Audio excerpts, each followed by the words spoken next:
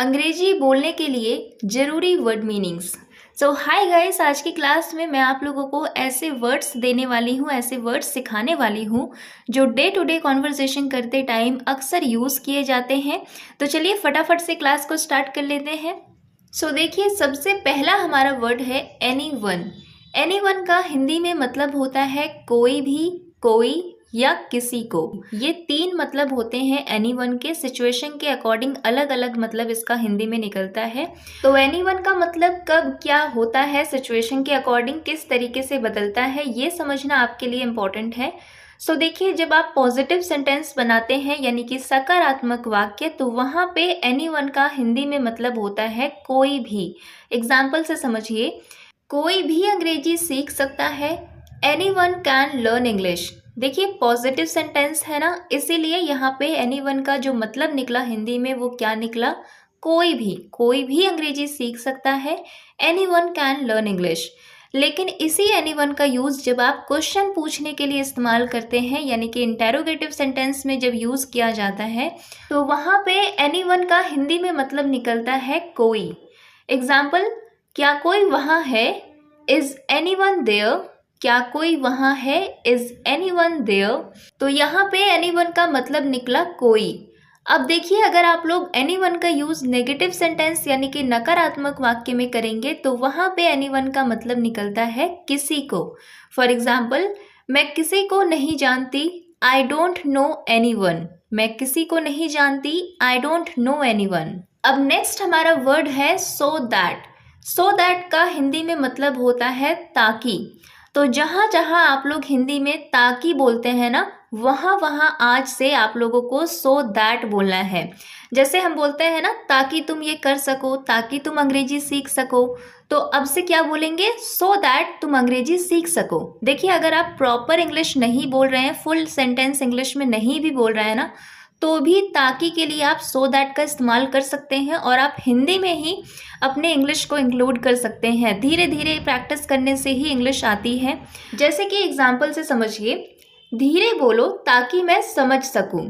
Speak slowly so that I can understand. धीरे बोलो, speak slowly, ताकि, सो दैट मैं समझ सकूं, आई कैन अंडरस्टैंड। तो ये तो हो गया पूरा सेंटेंस इंग्लिश में। अब अगर इसी सेंटेंस को मान लीजिए किसी को पूरा सेंटेंस इंग्लिश में नहीं बोलना है, तो वो क्या कर सकते हैं, वो ऐसे बोल सकते हैं, धीरे बोलो सो दैट मैं समझ सकूं। तो ऐसे क्या हो गया कि आपने अपनी हिंदी में ही अपनी इंग्लिश को इंक्लूड कर दिया। तो इस तरीके से भी आप लोग इनिशियल अगर स्टेज पे हैं, प्रैक्टिस कर रहे हैं, तो इस तरीके से भी वर्ड मीनिंग्स का यूज़ कर सकते हैं। इसी तरह से अगर मान लीजिए आपको बोलना हो, मैंने उसे बुलाया ताकि वो मेरी मदद कर सके। इंग्लिश में बोलेंगे, I called him so that he could help me. तो ये तो हो गया पूरा सेंटेंस इंग्लिश में। लेकिन मान लीजिए यहाँ पे भी किसी को पूरा सेंटेंस इंग्लिश में नहीं बोलना है, तो वो क्या कर सकते हैं, वो पूरा सेंटेंस हिंदी में बोल सकते हैं, बस ताकि के लिए सो दैट का यूज़ कर सकते हैं। तो वो अपने सेंटेंस को इस तरीके से बोल सकते हैं, मैंने उसे बुलाया सो दैट वो मेरी मदद कर सके। तो इस तरीके से भी आप लोग इंग्लिश के वर्ड्स को अपने हिंदी के सेंटेंसेस में इंक्लूड कर सकते हैं। नेक्स्ट है यूजुअली। देखिए, यूजुअली का मतलब होता है आमतौर पर। आमतौर पर या ज़्यादातर, दोनों तरीके से कह सकते हैं। बेसिकली यूजुअली का यूज़ हम लोग करते हैं प्रेजेंट इंडेफिनिट टेंस में अपनी हैबिट्स या डेली रूटीन को बताने के लिए। जैसे कि एग्जाम्पल देखिए, मैं आमतौर पर सुबह 6 बजे उठती हूँ। I usually wake up at 6 AM। I usually wake up at 6 AM। मतलब हम क्या कर रहे हैं, अपनी डेली रूटीन बता रहे हैं, अपनी आदत को बता रहे हैं। तो इसीलिए यहाँ पे यूजुअली का यूज़ किया गया है। ठीक इसी तरह से मैं आमतौर पर रात में पढ़ाई करती हूँ या ज़्यादातर मैं रात में पढ़ाई करती हूँ, तो बोलेंगे, I usually study at night. I usually study at night. Next है समवॉट। समवॉट का मतलब होता है कुछ हद तक, या कुछ हद तक को ही आप हिंदी में ऐसे भी बोलते हैं कि थोड़ा सा। जैसे कि आप बोलते हैं ना कि मैं कुछ हद तक कंफ्यूज्ड थी। अब कोई इसी सेंटेंस को हिंदी में ऐसे भी बोल सकता है कि मैं थोड़ा सा कंफ्यूज्ड थी। तो थोड़ा सा या कुछ हद तक, दोनों ही वर्ड्स के लिए आप इंग्लिश में क्या बोलेंगे, समवॉट। जैसे कि एग्जाम्पल देखिए, वो कुछ हद तक घबराई हुई थी। She was somewhat nervous. She was somewhat nervous. वे कुछ हद तक निराश थे। तो देखिए, जब हम सिंपल बोलते हैं कि वे निराश थे तो हम कैसे बोलते हैं, दे वर डिसअपॉइंटेड। लेकिन क्योंकि यहाँ पे बोलना है कि वे कुछ हद तक निराश थे तो हम समवॉट लगाएंगे और कहाँ लगाएंगे, डिसअपॉइंटेड से पहले। तो सेंटेंस आपका बन जाएगा दे वर समवॉट डिसअपॉइंटेड, वे कुछ हद तक निराश थे। रेयरली, रेयरली का मतलब होता है शायद ही कभी। क्या होता है, शायद ही कभी। इसका इस्तेमाल आपको वहाँ पे करना है जहाँ पे आप बताना चाहते हैं कि कोई काम आप बहुत ही कम करते हैं, मतलब बहुत मुश्किल से आप ऐसा काम करते होंगे, या फिर शायद ही कभी आप ऐसा करते होंगे। उस केस में आपको रेयरली का यूज़ कर लेना है। एग्जाम्पल, हम शायद ही कभी वहाँ जाते हैं। We rarely visit there, we rarely visit there, शायद ही कभी वहाँ जाते हैं। मैं शायद ही कभी टीवी देखती हूँ, मतलब बहुत ही कम मैं टीवी देखती हूँ। तो क्या इस्तेमाल करेंगे, रेयरली का इस्तेमाल करेंगे और बोलेंगे आई रेयरली वॉच टीवी, मतलब शायद ही कभी मैं टीवी देखती हूँ। लिटरली, लिटरली का मतलब होता है सचमुच या सच में। दोनों बातें सेम ही हैं, आप हिंदी में बस वर्ड्स अलग हैं। सचमुच भी बोल सकते हैं, सच में भी बोल सकते हैं। एग्जाम्पल से समझिए, मैं सचमुच थक गया हूँ, आई एम लिटरली टायर्ड। सचमुच या सच में थक गया हूँ, दोनों तरीके से बोल सकते हैं। तो इंग्लिश में एक ही वर्ड इस्तेमाल करना है, लिटरली। तो बोलेंगे आई एम लिटरली टायर्ड, मैंने उसे सच में रोते हुए देखा। I literally saw him crying, मैं सचमुच हैरान रह गई या मैं सच में हैरान रह गई।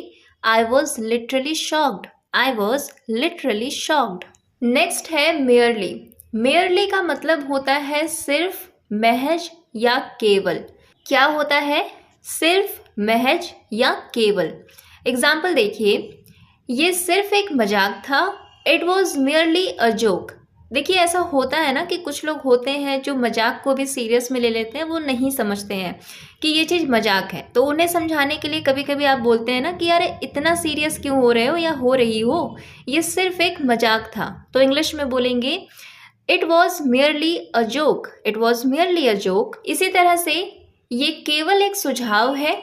देखिए, केवल की जगह पे आप महज भी बोल सकते हैं, सिर्फ भी बोल सकते हैं। तो हिंदी में चाहे जैसे भी बोल सकते हैं। इंग्लिश में कैसे बोलेंगे, this is merely a suggestion, ये मात्र एक सुझाव है या केवल एक सुझाव है या महज एक सुझाव है। तो बोलेंगे this is merely a suggestion. Okay, so next हमारा वर्ड है ऑफन। देखिए, ऑफन का हिंदी में मतलब होता है अक्सर।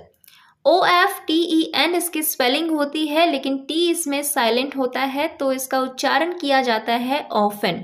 ओके, ऑफन को आप कभी भी ऑफ्टन मत बोल दीजिएगा, T इसमें साइलेंट होता है। इसको बोलना है ऑफन, जिसका हिंदी में मतलब होता है अक्सर। एग्जाम्पल देखिए, वो अक्सर देर से आता है, ही ऑफन कम्स लेट। वो अक्सर देर से आता है, ही ऑफन कम्स लेट। मैं अक्सर देर से सोती हूँ, I often sleep late, I often sleep late, मैं अक्सर देर से सोती हूँ। तो often का मतलब होता है अक्सर। अगला हमारा वर्ड है more और less। देखिए, more और less का मतलब होता है थोड़ा बहुत या लगभग, या आप हिंदी में ऐसे भी बोल सकते हैं कि करीब करीब। देखिए, थोड़ा बहुत कोई तो हम बोलते हैं ना कि करीब करीब। देखिए, इस चीज़ को याद कैसे रखेंगे, थोड़ा के लिए हम कौन सा वर्ड यूज़ करते हैं, less, और बहुत के लिए more। तो मोर को पहले लिखिए, लेस को बाद में लिखिए, बीच में और लगा दीजिए, तो बन जाएगा मोर और लेस, मतलब थोड़ा बहुत। तो इस तरीके से आप समझ सकते हैं कि ये जो वर्ड है थोड़ा बहुत, इसे इंग्लिश में बस आगे पीछे करके लिखा गया है।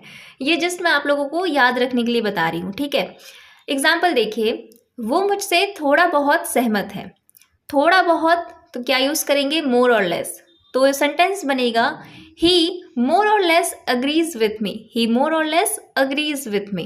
इसी तरह से वहाँ लगभग 50 लोग थे। अब समझिए इस चीज़ को कि यहाँ पे आप लगभग की जगह पे थोड़ा बहुत का इस्तेमाल नहीं कर सकते हैं। आप ऐसे तो नहीं बोल सकते हैं ना कि वहाँ थोड़ा बहुत 50 लोग थे, अजीब लगेगा ना। तो यहाँ पे हिंदी में जो वर्ड फिट बैठेगा वो क्या है, लगभग। तो इसलिए मैंने आपको कहा कि मोर और लेस का दो मतलब होता है, थोड़ा बहुत और दूसरा मतलब होता है लगभग। लगभग मतलब वहाँ होता है जहाँ हम नंबर्स की बात करते हैं। जहाँ भी आपको नंबर दिख जाए वहाँ पे मोर और लेस अगर लगा हुआ है तो उसका हिंदी में सेंस निकलता है लगभग। जैसे कि यहाँ पे वहाँ लगभग 50 लोग थे। देयर वर मोर और लेस 50 पीपल देयर। वहाँ लगभग 50 लोग थे। ठीक है, तो इस तरीके से मोर और लेस के दो सेंस होते हैं, एक होता है थोड़ा बहुत और दूसरा होता है लगभग। नेक्स्ट वर्ड है ऑब्वियसली। ऑब्वियसली का मतलब होता है जाहिर है, स्पष्ट है। मतलब जहाँ पे आपका कहने का तात्पर्य कुछ ऐसा होता है कि हाँ मतलब ऐसा ही तो है, जाहिर है, स्पष्ट है। ठीक है, तो वहाँ पे आप ऑब्वियसली का यूज करेंगे। ऑब्वियसली का एग्जाम्पल देखिए, जाहिर है वो झूठ बोल रहा है, ऑब्वियसली ही इज लाइंग। स्पष्ट है वो झूठ बोल रहा है, ऑब्वियसली ही इज लाइंग। जाहिर है ये आसान नहीं है, obviously this is not easy. Obviously this is not easy. स्पष्ट है कि यह आसान नहीं है। अगला वर्ड है डेलिब्रेटली। डेलिब्रेटली का मतलब होता है जानबूझकर। क्या होता है? जानबूझकर। ठीक है, मतलब सोच समझकर, कि व्यक्ति को पता है वो सोच समझकर मतलब जानबूझकर कुछ करता है, मतलब डेलिब्रेट होकर कुछ करता है, तो वहां पे वर्ड इस्तेमाल करेंगे डेलिब्रेटली। एग्जाम्पल से समझिए, उसने जानबूझकर मुझे इग्नोर किया। ही डेलिब्रेटली इग्नोर्ड मी। ही डेलिब्रेटली मतलब जानबूझकर मुझे इग्नोर किया, इग्नोर्ड मी। उसने ऐसा जानबूझकर किया। He did it deliberately. He did it deliberately. अगला वर्ड है ट्वाइस। ट्वाइस का मतलब होता है हिंदी में दो बार। याद कर लीजिए, ट्वाइस मतलब दो बार। एग्जाम्पल देखिए, मैंने उसे 2 बार कॉल किया। I called him twice. I called him twice. मैंने उसे 2 बार कॉल किया। मैंने ये फिल्म 2 बार देखी है। I have watched this movie twice. I have watched this movie. मैंने ये फिल्म देखी है कितनी बार? 2 बार, twice. अब देखिए नेक्स्ट वर्ड है anyway. बहुत कॉमन है, बहुत ज़्यादा यूज़ किया जाता है आमतौर पे, लेकिन anyway का इस्तेमाल हम इंग्लिश में कई अलग तरीके से करते हैं। कौन कौन से तरीके से करते हैं ये चीज़ आपको पता होनी चाहिए। देखिए इसके इस्तेमाल अलग अलग होते हैं, इसलिए इसकी हिंदी मीनिंग भी अलग अलग होती है। सबसे पहला इसका हिंदी मतलब निकलता है खैर, दूसरा इसका मतलब होता है वैसे भी, और लास्ट इसका मतलब निकलता है किसी भी हालत में। खैर इसका मतलब कब होता है? जब हमें टॉपिक बदलना होता है, टॉपिक चेंज करना है। मान लीजिए किसी की बात हो रही है, आपको टॉपिक बदलना है, तो आप बोल सकते हैं एनीवे। ठीक है, इस तरीके से। एग्जाम्पल देखिए, खैर चलो क्लास शुरू करते हैं। Anyway let's start the class. तो यहाँ पे मान लीजिए बात चल रही थी कुछ और, लेकिन आपने टॉपिक बदला और टॉपिक बदलने के लिए कहा anyway let's start the class. तो इस तरीके से यहाँ पे जो एनीवे आया है उसका मतलब निकला खैर। अब देखिए एनीवे का मतलब वैसे भी कब होता है? एनीवे का मतलब वैसे भी तब होता है जब आप रीज़न ऐड करना चाहते हैं एनीवे के साथ में। तो वहाँ पे मान लीजिए एनीवे लिखा हुआ है सेंटेंस में, उसके बाद में कोई रीज़न लिखा हुआ है, तो वहाँ पे एनीवे का मतलब निकलेगा वैसे भी। एग्जाम्पल से समझिए, वैसे भी अब बहुत देर हो चुकी है। It's too late anyway. यहाँ पे आप एनीवे को स्टार्टिंग में भी लिख सकते थे, आप बोल सकते थे एनीवे इट्स टू लेट, और लास्ट एनीवे का मतलब होता है किसी भी हालत में। एग्जाम्पल से समझिए, मैं किसी भी हालत में जाऊंगी, आई विल गो एनीवे। ठीक है, तो ये सारे मतलब निकलते हैं एनीवे के। कॉन्टेक्स्ट पे डिपेंड करता है कि क्या मतलब निकलेगा। ओके, सो नेक्स्ट हमारा वर्ड है एल्सवेयर। देखिए एल्सवेयर का मतलब होता है कहीं और। एक वर्ड आप लोगों को पता होगा समवेयर एल्स। समवेयर एल्स का मतलब भी होता है कहीं और। तो इन दोनों में डिफरेंस क्या है? देखिए समवेयर एल्स का यूज़ किया जाता है डेली कॉन्वर्जेशंस में, और एल्सवेयर का यूज़ होता है फॉर्मल रिटन इंग्लिश में। मतलब आपको अगर फॉर्मल तरीके से कहीं पे बोलना है और आपको बोलना है कहीं और, तो आप समवेयर एल्स ना यूज़ करके आप एल्सवेयर का यूज़ करेंगे। एग्जाम्पल देखिए, अगर यहाँ नहीं है तो कहीं और देखो। इफ़ इट्स नॉट हियर, अगर यहाँ नहीं है तो कहीं और देखो।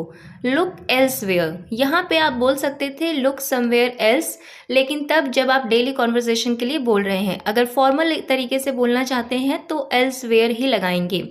सेकेंड एग्जाम्पल देखिए, हमने कहीं और जाने का फैसला किया। We decided to go elsewhere. We decided to go elsewhere. So guys, ये कुछ इंपॉर्टेंट वर्ड्स थे जिनका मतलब आपको पता होना चाहिए, क्योंकि इनका इस्तेमाल आमतौर पे काफ़ी ज़्यादा किया जाता है, इसीलिए बस इनका मतलब आपको पता होना चाहिए। और अदरवाइज़ आप अगर पूरी इंग्लिश नहीं भी बोलना चाहते हैं तो बस अपने हिंदी वाले सेंटेंस में ही इन वर्ड्स को इंक्लूड कर सकते हैं, जैसा कि मैंने आपको पहले बताया। ठीक है, तो आज की क्लास आप लोगों को कैसी लगी मुझे प्लीज़ कॉमेंट सेक्शन में बताइएगा कॉमेंट करके, और मिलते हैं आपसे नेक्स्ट वीडियो में। Thanks for watching.